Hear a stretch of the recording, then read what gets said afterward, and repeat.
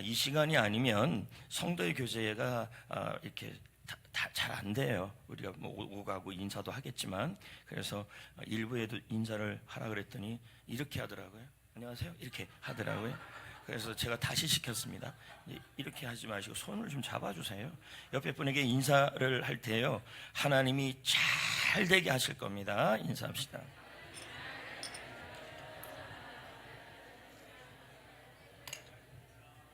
오늘 이 예배에 참석하신 모든 분들에게 하나님의 평안이, 하나님의 은혜가, 하나님의 축복이 임하시기를 축복합니다. 여러분, 저는 최근에 물론 이제 시대가 돌아가는 내용들을 신문을 통해 많이 보지만 아주 놀랐어요. 엄청나게 놀랐어요.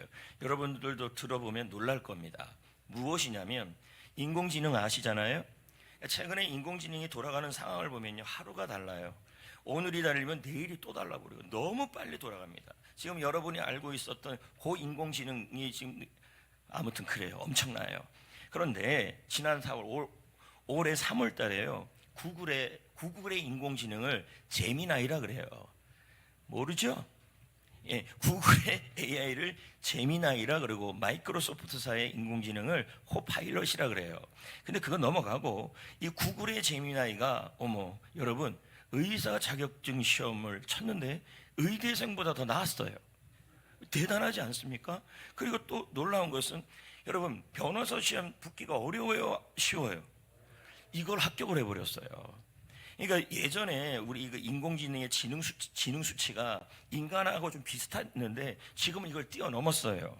그러니까 사람들이 얼마나 인공지능을 이제 의지하는지 몰라요. 그래서 이번 총회 때 여러분, 몇 가지가 바뀐 게 몇 개 없어요. 한 3가지 정도 되는데, 그 중에 이슈가 뭐냐면 강도사고시 조건이 바뀌었어요. 뭐냐면 그전에는 논문을 했어요. 근데 논문을 하다 보니까 어머 여러분, 이걸 다 뺏겨갖고 표절해갖고 인공지능으로. 그래서 신문에도 우리도 뭐라 그랬냐면, 인공지능 표절 때문에 강도사고시는 이제 논문이 아니라 논술로 바꾸겠습니다. 이렇게 바꿔놨어요. 시대가 점점 바뀌어가고 있다는 거예요. 이걸 멀리할 게 아니라 학교에서, 이제 초등학교에도 이런 걸 가르친다 그러더라고요. 이제 이런 상황이 처해진 거예요. 인공지능이 데이터를 분석해서 인간보다 더 정확한 판단을 내릴 수도 있다는 얘기예요. 여러분, 참 놀랄만한 세상에 살고 있죠. 하지만 여러분, 제가 더 놀랄만한 이야기를 말씀을 드리겠습니다. 그게 뭐냐면, 우리 인생의 모든 것을 완전하게 아시는 분이 있어요. 그리고 그분은 우리의 과거, 우리의 현재, 우리의 미래까지도 알고 있습니다. 그것뿐만이 아닙니다. 아는 것에 그치지 아니하고 우리의 삶을 위하여 최고의 계획을 가지고 있는 분이십니다. 여러분, 때로는 우리가 삶이 되게 엉망진창일 때가 있어요. 또 때로는 이런 생각이 들어요. 그 엉망진창일 때 하나님의 도움의 손길이 나와 멀어져 있는 것처럼 느껴지는 일도 있어요. 그럼에도 불구하고 여러분, 오늘 말씀의 주제 내용처럼 하나님의 계획은 반드시 있고 그 계획은 이루어지는 거예요. 그래서 오늘 말씀에 보면요, AI보다, 인공지능보다 우리의 삶에 더 놀라운 계획을 갖고 계시는 하나님의 계획, 그게 뭔지를 보자는 거예요. 사실 여러분, 인공지능은요, 우리를 위한 계획을 갖출 수가 없어요. 그리고 사람도 계획을 세우지만 인공지능은 데이터를 갖고 세울 뿐이에요. 그러면 오늘 말씀의 배경이 이사야서예요. 그럼 이사야서가 활동하던 이사야가 활동하던 시대는 언제냐면요, 여러분, 히스기야 왕 때예요. 그럼 히스기야 왕 때면 북쪽 이스라엘은 호세아 왕이 마지막 왕이어서 이미 멸망을 했어요.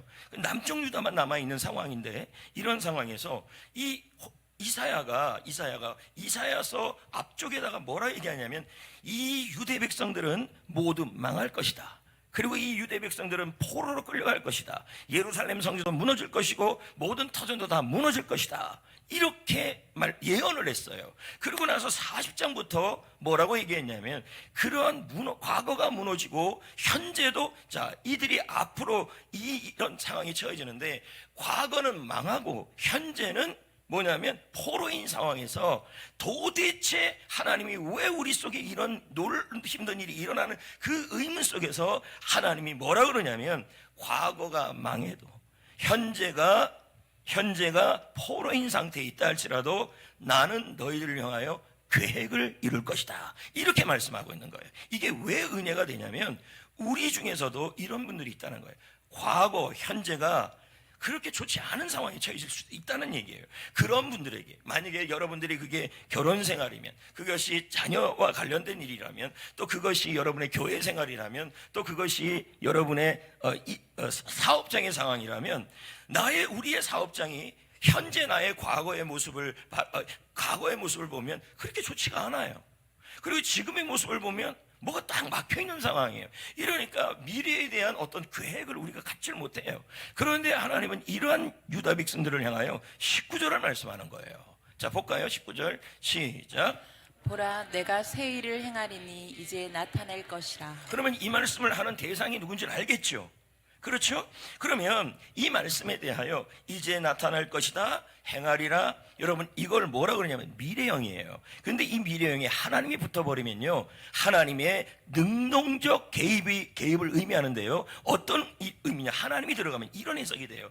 이게 미래에 일어날 일이에요. 자, 과거는 망했고 현재는 포로인데 미래에 하나님이, 그럼에도 불구하고 이 유다 백성들을 향하여 하나님이 새 일을 행할 것이다, 하나님의 계획이 나타날 것이다. 그런데 이게 무슨 뜻이냐면 미래에 일어날 일이지만 하나님이 마치 지금 확정된 것처럼 표현하고 있다는 얘기예요. 이해가 되시겠습니까? 이 말은 하나님이 결론을 내렸다는 거예요. 이 유다 백성들의 과거가 망하고 현재가 포로의 상황 속에 있고 본인들의 잘못 때문에 그렇게 됐다 할지라도 하나님은 지금 결론을 내렸는데, 어떤 결론을 내리냐면 앞으로 너희들의 미래가 내가 새 일을 행할 계획을 갖고 있는데 이미 나는 결론을 내렸다, 확정을 졌다. 너희들 반드시 이 너희들 가운데 과거나 현재가 아무리 어려워도 하나님이 새 일을 행할 것이다. 하나님께서 그 계획을 이룰 것이다. 과거가 막아도 현재가 막아도 반드시 이루어낼 것이라고 결론을 내준 거예요. 그렇다면 우리에게도 동일하다는 얘기죠. 여러분에게도 여러분의 과거가 실패, 또 아픔, 좌절이 있을 수 있고요, 여러분의 현재가 포로의 상황처럼 사방이 꽉꽉 막힌다 할지라도 그런 사람들에게 주님은 똑같은 말을 합니다. 내가 너희들에게 새 일을 행할 것이다. 미래의 일이지만 나는 이미 너희들을 향해서 결론을 내렸다는 거예요. 너희들에게 하나님의 계획을 이뤄낼 것이고, 그리고 그 일은 과거가 막을 수 없고 현재 장애물도 막을 수 없다는 얘기예요. 그래서 제가 비유를 하나 설명하는데요, 하나님의 계획은요 물 같아요. 여기 지금 나와 있는 표현에 보면 1번, 물은 변수가 있어도 멈추지 않는다. 보세요 여러분, 물이 쭉 흘러갈 때 앞에 여러분 돌이 있으면 돌 앞에서 기다립니까? 넘어갑니까? 그렇죠. 이거예요. 하나님의 계획은 과거의 변수가 있든 현재의 변수가 있든 여러분 멈추지 않고 여러분을 향한 하나님의 계획을 이루신다는 얘기예요.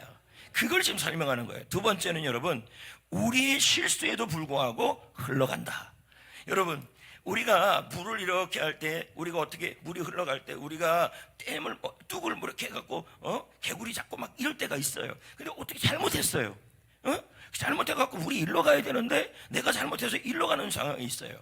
그렇게 내가 뚝을 만들고 뚝을 만들고 댐을 만들고 그거 하는데 내가 실수를 한다 할지라도 하나님의 계획은, 물은 흘러가듯이 하나님의 계획은 나의 실수를 넘어서 간다는 얘기예요. 자, 세 번째, 여러분 물의 마지막 종착지는 어디냐면요, 바다예요. 마찬가지로 하나님의 계획은요, 물이 흘러가는 곳곳마다 수많은 일들이 일어나도 반드시 이루어진다, 이 뜻이에요. 믿으시면 아멘. 할렐루야. 그런데 여러분, 우리가요 지금 이런 생각이 들어요. 왜 내가 지금 포로를 당하고 있지? 과거에 나는 왜 이런 아픔을 경험했지? 과거에 나는 왜 이런 실패를 경험했지? 도대체 하나님 지금 나는 왜 이렇게 살고 있지? 하면서 지금 현재 일어나는 일, 과거에 일어났던 일 때문에 하나님의 계획이 이해가 안 될 때가 있어요. 나는 왜 지금 아프지? 예를 들면 그런 거죠. 나는 왜 지금 아프지? 나는 왜 경제적 어려움이 있지? 우리 아이들은 왜 이러지? 그리고 나의 삶은 왜 이러지? 도저히 이해가 안 되는 그 과거와 현재 일들이 일어날 때가 있어요. 근데 문제는 하나님이 하나도 답을 안 줘요. 그때. 자, 무슨 말이냐면 여러분이 지금 사업이 한 20년 동안 안 됐어요. 근데 왜 안 되는지 이유를 모르겠어요. 하나님 답을 안 주셨어요. 안 줘요. 또 여러분의 현실에 자녀가 여러분의 뜻대로 잘 안 돼요. 그럴 때 자녀가 왜 이러는지, 남의 집 자녀 보면 뭐 잘 살고 있는 것 같은데 왜 우리 아이가 이러지? 근데 하나님 이거 왜 그러십니까? 답이 없어요. 그럴 때가 있어요. 그리고 또 한 가지는 여러분, 내가 현재 병이 있어요. 아파요. 아파갖고 내가 왜 아프지? 왜 나에게 이런 병을 줬지? 좀 답 좀 해보세요 하는데 답이 없어요. 답이 안 나와요. 자, 여러분, 제가 지금 중요한 얘기를 지금 하는 거예요. 제가 성경을 읽어보니까요, 하나님이 우리가 걸어가는 걸음걸음마다 나에게 사람을 통해서, 환경을 통해서, 자녀를 통해서, 물질을 통해서 수많은 어려움이 일어날 때마다 답을 안 줘요. 근데 중요한 게 하나가 있어요. 답은 안 주지만 하나님이 함께 하셔요. 자, 여러분, 길을 몰라도 괜찮아요. 답을 몰라도 괜찮아요. 여호와가 나의 목자이시면 괜찮아요. 이해되시면 아멘. 이것에 대한 완전한 이야기가 뭐냐면 요셉 이야기예요. 제가 오늘 말씀을 묵상하면서 요셉이 생각났어요.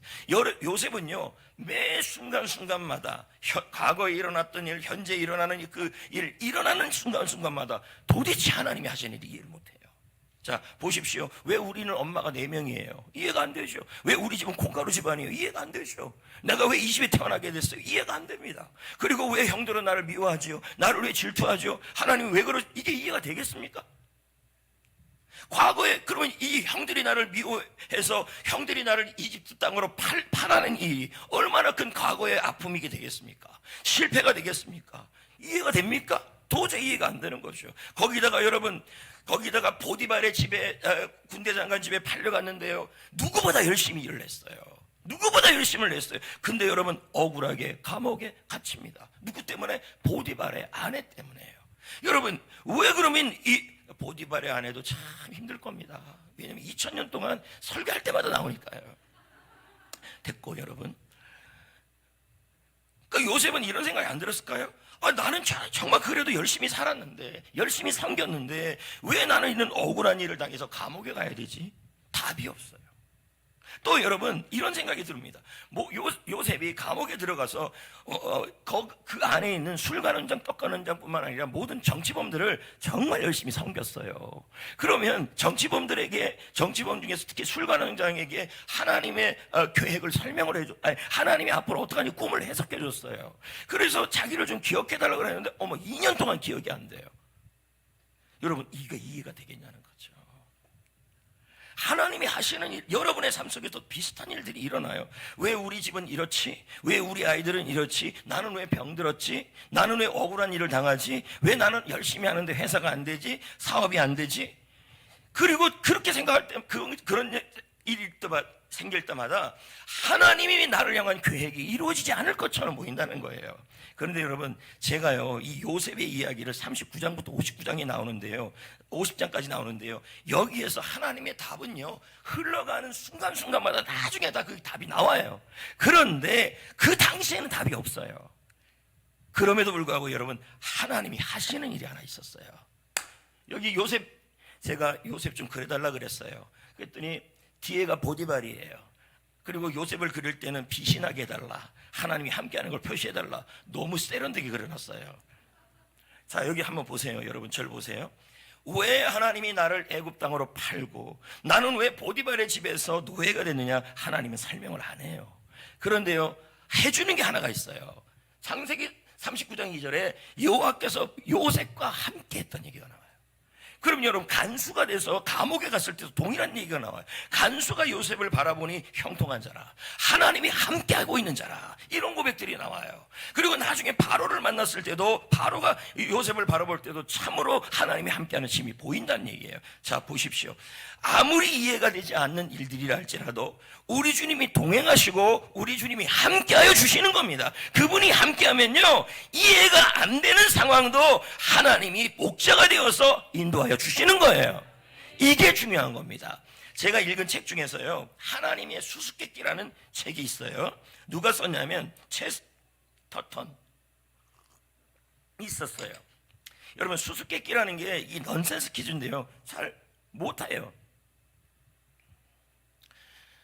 도서관에서 열심히 일하는 스님을 뭐라 그럽니까? 모르잖아요. 탐구 중 모르잖아요, 여러분.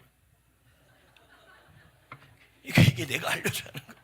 나도 지금 노력하고 있습니다. 집회 다니니까 웃겨야 됩니다 하면 처음에는요, 나도 얼마나 웃은지. 도서관에서 스님이 열심히 일하는 거 스님을 뭐라 그래요? 담구중. 와, 멋지죠? 밥 먹는 중 뭐 많았습니다. 됐고, 여러분, 그러니까 기준 수수께끼 자체는 우리가 참 이해하기가 어려워요. 근데 하나님의 수수께끼가 있다는 거예요. 뭐라고 얘기하는지를 보십시오. 이 체스터튼이요, 하나님은 우리에게 명확하고 시원한 대답을 주지 않는다. 어떤, 예를 들면 이런 거죠. 수수께끼를 준 거예요. 형들이 날 미워해요. 내가 그리고 팔려갔어요. 억울한 일을 당했어요. 감옥에 들어갔어요. 하나님은 그거에 대해서 수수께끼지요. 이게 이해를 못하니까 우리가. 그리고 우리 사업장은 왜 이렇게 몇 년 동안 해결이 안 됩니까? 우리 아이는 왜 그렇고, 우리 아이는 왜 저렇게 힘들게 살아갑니까? 나는 왜 이런 병에 걸렸습니까? 그 순간에 다 수수께끼예요. 근데 답을 안 줘요. 그런데 그 다음 구절에 뭐라고 나와 있냐면요, 이 체스터튼이 뭐라 그러냐면 다만 임마누엘이라고 말씀하신다. 무슨 뜻입니까? 하나님이 명확한 시원한 대답은 주지 않아도 하나님 자신이 함께 해주신다는 얘기예요. 여러분, 주님이 길이십니다. 주님이 생명이십니다. 맞지 않습니까? 주님이 진리이십니다. 주님이 여러분 지금 여러분에게 답을 주지 않아도, 왜 나에게 이런 일이 과거에 일어나고 현재 일어나는지 답을 주지 않아도요, 중요한 답은 하나 있어요. 그럼에도 불구하고 주께서 함께 하신다. 할렐루야. 믿으십니까? 여러분, 잘 저를 한번 보세요. 때로는 나에게 일어나는 일들이, 나에게 과거에 일어난 일들이, 현재 일어나고 있는 일들이 너무 이상하게 흘러가요. 내가 계획하고 생각한 대로 나는 이런 대학에 들어가기를 원했고, 나는 우리 아이가 이런 고등학교에 들어가기를 원했고, 우리 아이가 이런 남자와 여자와 결혼하기를 원했고, 우리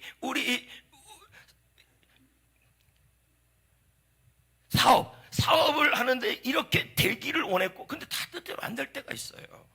그래서 우리 마음속에 정말 이상하게 흘러가니까 왜 이러지 하나님 왜 답을 안 주세요? 답답해서 미칠 것 같아요. 여러분, 답은 나중에 깨달아지는 겁니다. 설명서는 나중에 나와요. 그럼 뭐예요? 하나님이 주는 확실한 게 있어요. 그게 뭐냐면 언제나 너희 곁에 있을 것이고, 너희와 함께 할 것이고, 너를 위한 좋은 계획을 이루어낼 것이다. 너희들이 할 일은 믿고 따라가는 일이다.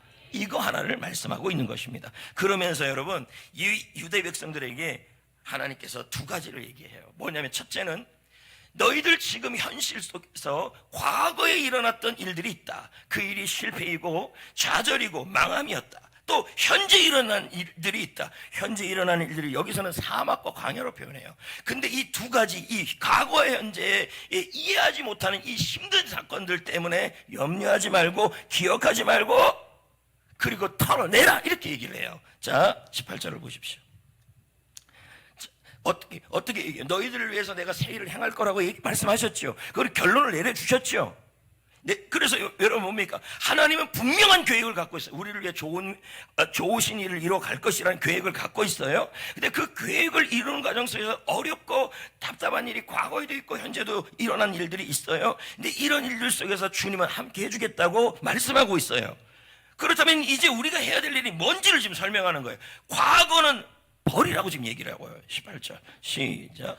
너희는 이전 일을 기억하지 말며 옛날 일을 생각하지 말라. 자, 이 부분을요, 맥스 루카이도 목사님, 이 목사님이 이전 일과 옛날 일을 다음과 같이 설명을 해요. 과거, 이전 일, 과거를 뭐라고 표현하고 있냐면, 여러분이 과거에 겪었던 실패, 과거에 겪었던 아픔, 과거에 느꼈던 죄책감과 좌절, 이걸 말하는 거예요. 그러니까 뭐라고 얘기하냐면, 그거에 얽매이지 말고 잊어버려라, 이 뜻이에요. 내가 너희들을 위해서 하는 일은 자녀든 개인이든 사업이든 나의 건강이든, 하나님은 분명하게 이 과거가 이런 과거가 있다 할지라도 여러분을 향한 하나님의 계획은 반드시 이루어진다, 이걸 얘기하는 거야. 그것 때문에 눌려있지 말라는 거예요. 더 재밌는 게 뭔지 아십니까? 현재예요. 43장 1절을 한번 보면요, 뭐라고 나옵니까? 현재 이들이 있는 곳이 어디래요? 광야. 그리고 뭐예요? 여보세요. 여러분, 뭐예요? 사막. 자, 이 말씀이 왜 중요하냐면, 과거는 뭐였냐면 이스라엘 백성들 입장에서 과거는 예루살렘 성전이 무너진 거예요. 그리고 삶의 터전이 무너진 거예요. 쫓겨간 일이에요. 그렇잖아요. 그리고 현재는 뭐 신앙도 다 무너진 상황이에요. 현재는 포로 가운데 있어요. 그 포로 가운데 있는데 그 상황을 뭐라고 표현하고 있냐면 광야와 사막으로 표현하고 있다는 거예요. 그럼 여러분, 여기 지금 광야 한번 봐봐요. 맞나요, 여러분? 이쪽에 광야예요. 여기 뭐가 있습니까? 아무도 없지. 아무것도. 사막은요? 이게 사막이에요. 물 있는데 사막. 지금 이제 제가 넣어놓은 거죠. 그럼 뭡니까? 광야라는 것은 지금 여러분의 현실 속에 이렇게 생각을 해봐야 돼요. 광야라는 것은요, 여러분이 지금 겪고 있는 길을 못 찾아요. 지금 어떻게 해야 될지 모르는 거예요.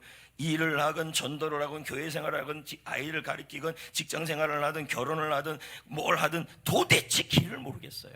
이걸 뭐라 그래요? 현재 광야에 있는 거죠. 사막은 뭐냐면 물이 없는 거예요. 물이 없으니까 뭡니까? 메마른 거죠. 물질이 메마르고 인간관계가 메마르고 사람 환경이 메마르고 이런 환경에 처해 있다는 거예요. 그런데 주님은 지금 뭐라고 말씀하고 있냐면, 과거가 실패이고 과거가 아픔이고 과거가 좌절이고 과거가 죄책감에 있다 할지라도 현재 여러분의 상황이 직장이든 사업장이든 자녀 교육이든 결혼 생활이든 교회 생활이든 사막과 광야라 할지라도 너희를 위한 나의 계획, 하나님의 계획은 반드시 결론이 났다, 이루어질 것이다, 이걸 얘기하는 거예요. 근데 우리 가끔 그럽니다. 현재 나의 삶이 광야입니다. 현재 나의 사업이 사막입니다. 현재 나의 결혼 생활이 광야입니다. 그러니 길이 안 보입니다 하면서 절망한다는 거예요. 여러분, 그게 아니라 어떠한 현재의 모습이 돼도 어떠한 과거의 모습이라도 하나님은 하나님의 계획을 시작하신다는 얘기예요. 아멘. 할렐루야. 더 재밌는 건 뭔지 아십니까? 하나님은요, 우리가 과거에 겪었던 배신, 상처, 실패, 좌절, 그것도요 버리지 않아요. 왜 이런 일이 일어났습니까? 내가 왜 억울한 일을 당했습니까? 그 모든 일도 버리지 않아요. 또요, 현재 여러분의 직장 생활이 문제가 있어요. 가정에 갈등이 있어요. 현재 여러분이 사막이에요. 그렇다 할지라도 주님은 그 사건들을 다 뭐를 쓰냐면 하나님의 계획을 이루는 부분으로 써요. 그 예를 한번 들어볼까요? 예수님이에요.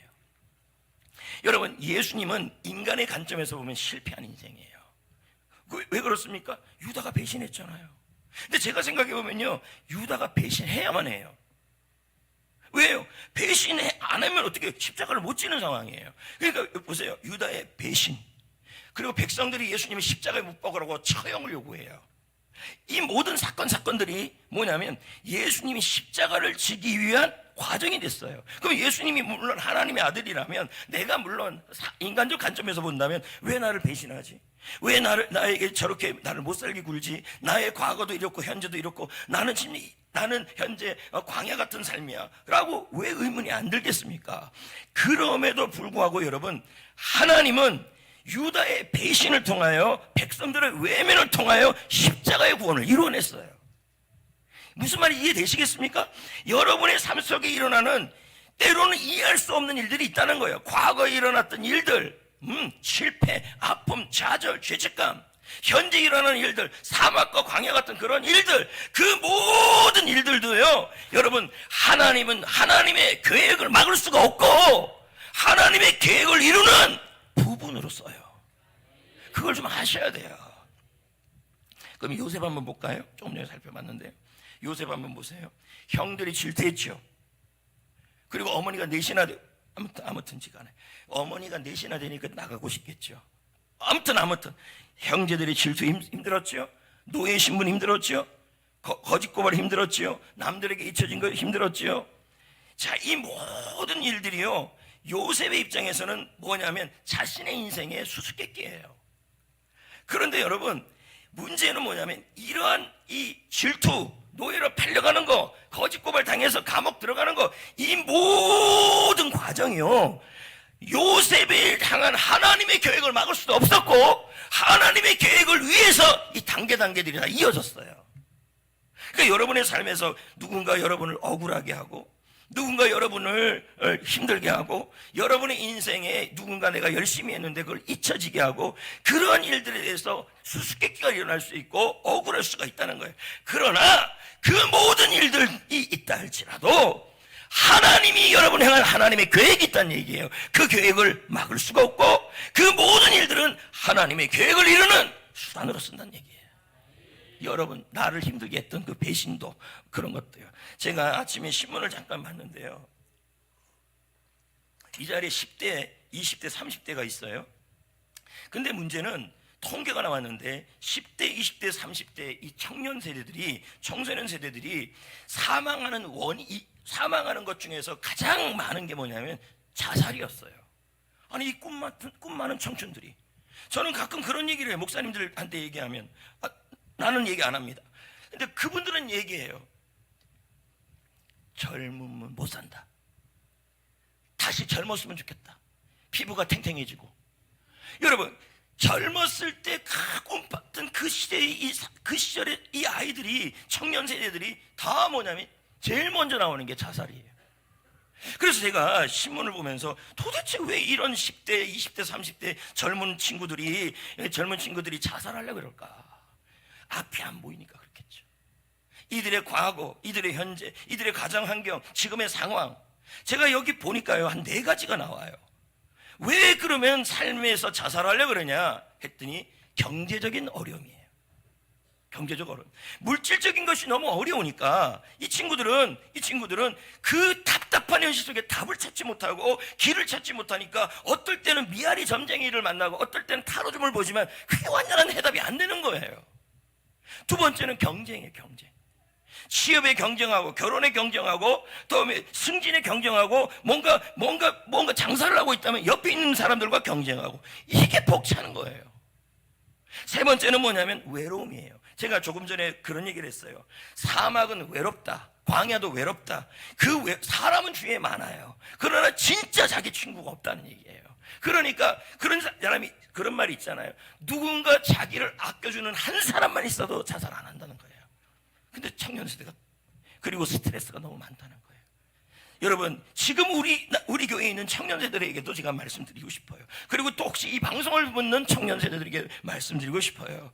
이런 경제적 불안정, 취업 경쟁, 사회적 고립감, 스트레스 이 모든 일이 있다 할지라도 그 일들이 여러분을 향한 하나님의 계획을 막을 수가 없어요. 하나님이 함께 하실 거예요. 하나님의 계획이 이루어질 거예요. 제가 또 봤더니요 40대 이상 있잖아요. 40대, 50대, 60대, 70대 사망 1위를 봤더니 어머 자살은 아니네. 조심하세요 여러분. 암이었어요. 암 몰라요? 그 다음 뭐 피 막 이런 거 있잖아요. 피 찌꺼기 여기 뭐 있어요. 그게 1위였어요.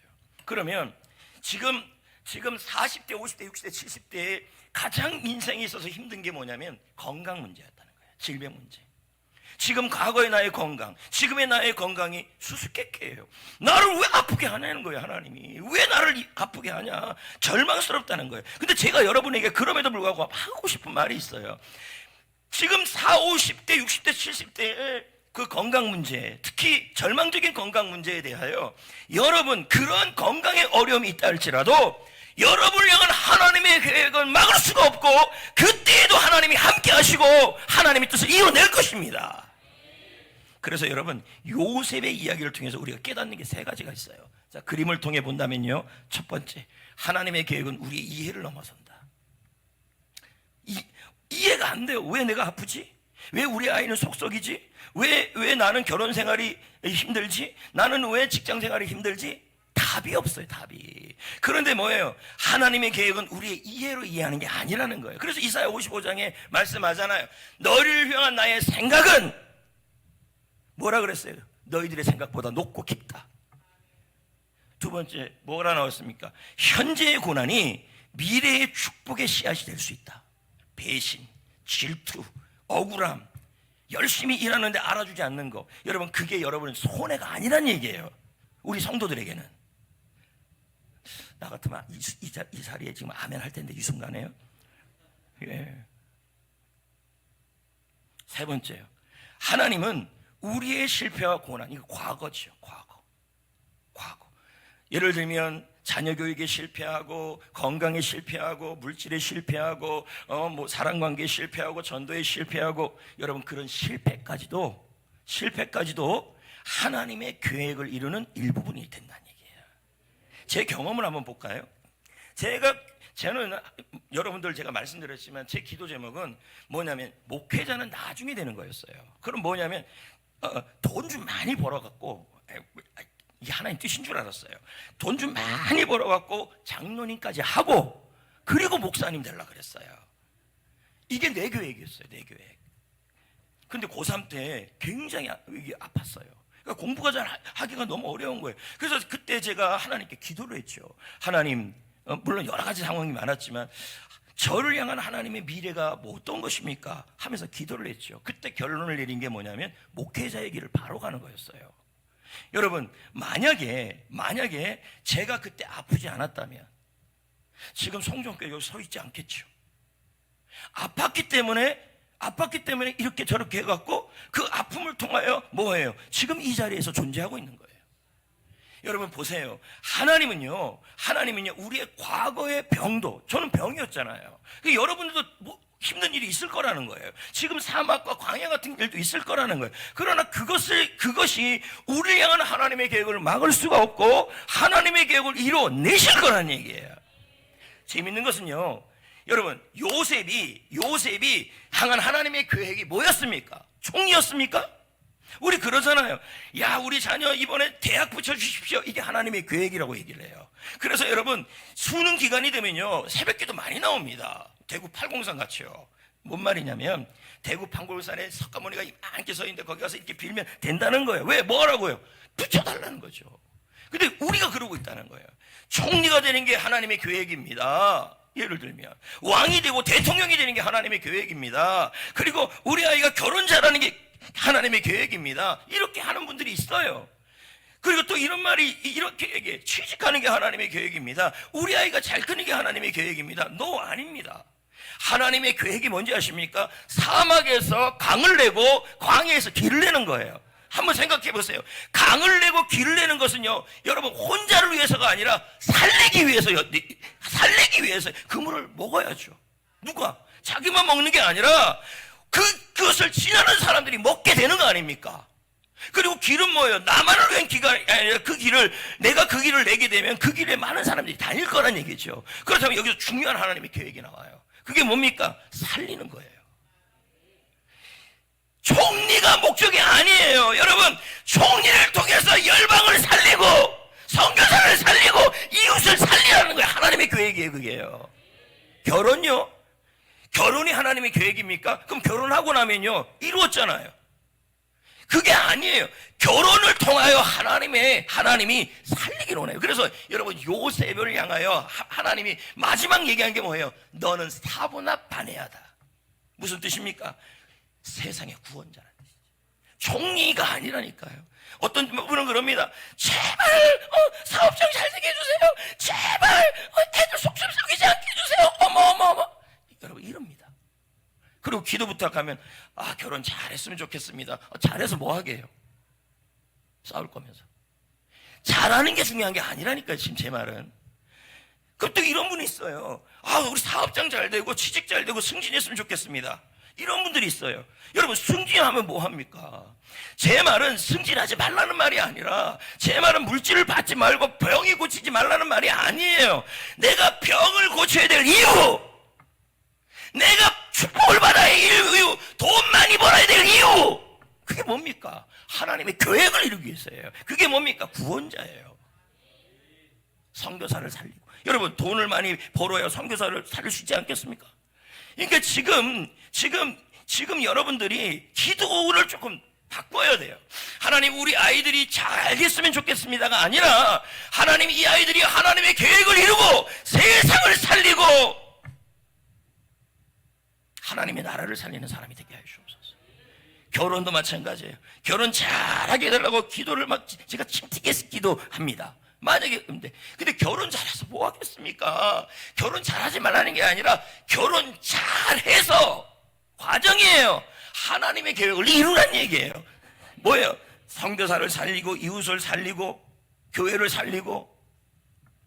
그래서 제가 늘 하는 말이 있어요. 여러분 축복 많이 받으세요. 여기까지 하면 저는 기복이에요. 여러분 승진하세요. 여러분 사업장 잘 되세요. 왜 아멘? 겁먹고 아멘 안 하네. 아멘 해도 돼요. 병도 나으세요. 축복도 받으세요. 왜요? 아이들도 잘 돼야 돼요. 왜요? 왜요? 그렇게 축복을 받아서 그 축복으로 선교하고 교회를 섬기고 어려운 이웃을 섬기고 그렇게 하기 위해서예요, 여러분. 그래서 여러분 목적과 목표를 구분하셔야 돼요. 결혼이 목표예요. 하면 뭐합니까? 그러면 결혼 붙었어요. 저는요 신대원 붙고 나면요 다 세상이 편할 줄 알았어요. 제발 하나님 신대원, 그때는 이런 거 못 깨달아. 제발 신대원 붙여주세요. 붙고 나면 세상이 막 열 줄 알았어요. 여러분 붙는 게 목적이 되면 안 돼요. 붙은 게 목적이 아니라 하나님 살리는 사람이 돼야 돼요. 이해되시겠습니까? 이해되시겠습니까? 할렐루야. 그래서 여러분 보세요. 하나님의 계획은 반드시 여러분을 향해서 이루어갑니다. 그게 뭡니까? 세상을 살리고 이웃을 살리고 열방을 살리고 교회를 살리고 어려운 이웃을 살리고요. 근데 그 계획을 이루는 과정에서 우리에게 하나님이 만들어주는 게 있는데 그게 치유이고 축복이라는 얘기죠. 목표가 바뀌어야 돼요. 절대로 하나님의 계획은 하나님의 계획은 흐트러지지가 않아요. 그래서 오늘 말씀을 제가 묵상하면서 물론 이 찬양을 여러 번 불러봤죠. 근데 가사가 와닿아요, 그냥요. 예. 우리 레마 찬양 있잖아요. 가사가 뭡니까? 날 향하신 주님의 계획 다 측량이 안 돼요. 그러나 가장 좋은 길로, 가장 완전한 길로 이끌어 주신다는 얘기죠. 다 같이 불러봅시다.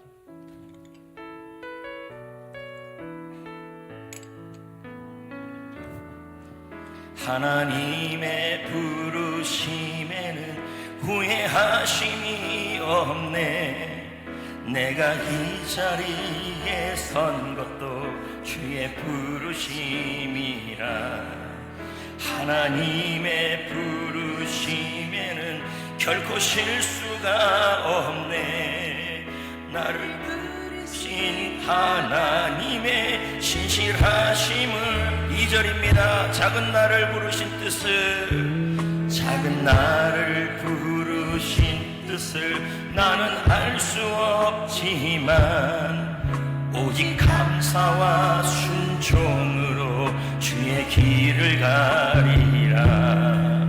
때론 내가 연약해져도 주님 날 도우시니 주의 놀라운 그 계획을 나는 믿으며 살리. 날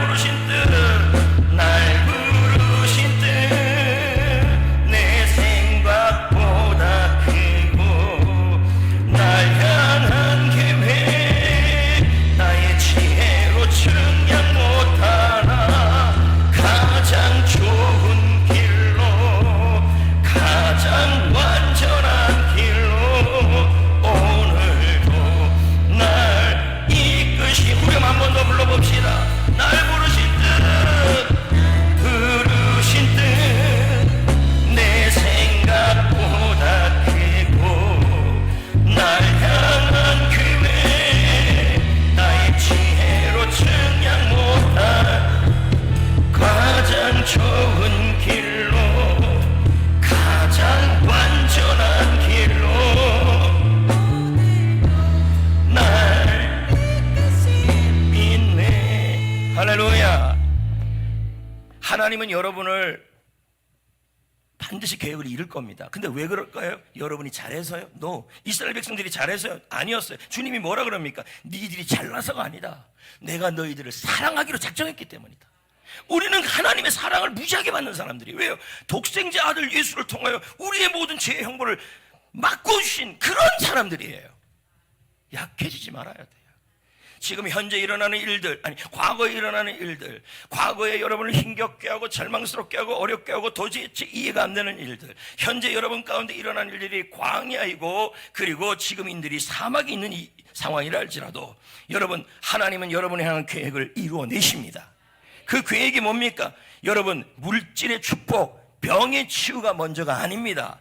그럼 뭐 해야 돼요? 하나님의, 여러분의 자녀가 아프면 그 아이가 낫기를 원해요, 안 원해요?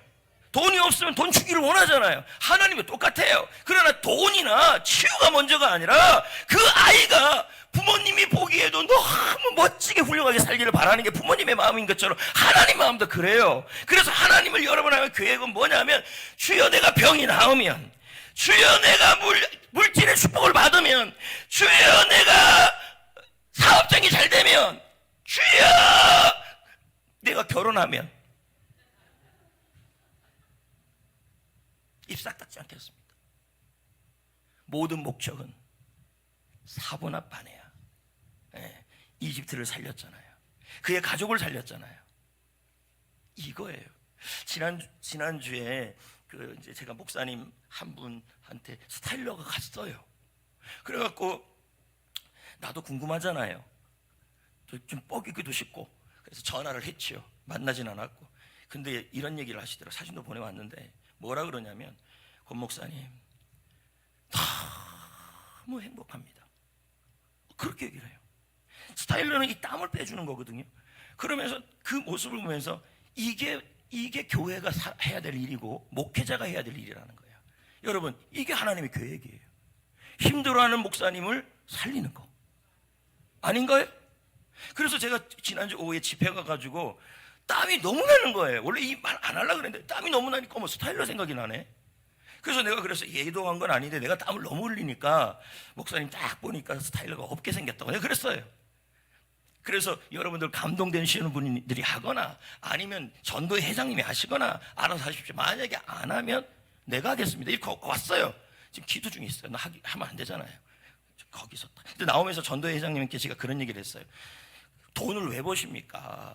돈을 보게 하시는 것도 하나님께서 계획을 이루기 위해서입니다. 살리기 위해서입니다. 그러려고 돈을 쓰는 겁니다. 라고 하고 왔어요. 이거예요, 제가 말하는 게. 살리는 일. 자, 그럼 이제 어떻게 해야 될까요? 19절을 볼까요? 이제 거의 다 왔어요.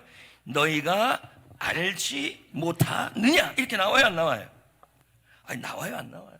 나오죠? 이 말은 뭘까요? 얘들아, 너희들 과거의 일이 있다. 그거 잊어버려라. 그거 무슨 일이라도 너희를 향한 새 일을 이루는데 방해 안 된다. 현재 너희들이 사막이고 광야라 할지라도 그거에 대해서 신경 쓰지 말아라. 하나님이 새 일을 이루시고 광야에서 길을, 사막에서 강을 낼 것이라는 그 하나님에게 왜 그 강을 내고 길을 냅니까? 사람들을 살리라고요. 살리라고.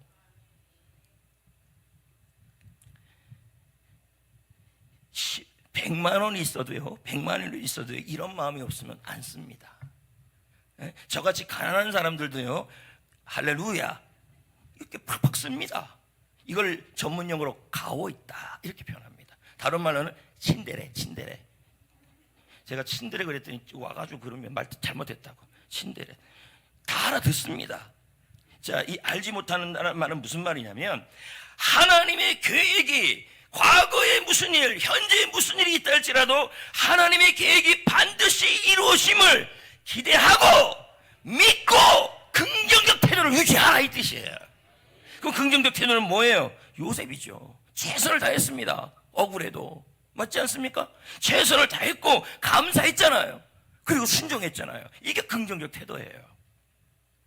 저는요, 여러분에게 한 사람을 소개하려고 그래요. 제가 이제 이런 얘기를 하면, 목사님 혹시 여당 아니에요? 이럴 수가 있어요. 왜냐하면 제가 지금 언급하는 사람이 경기도지사, 전 경기도지사 남경필 지사예요.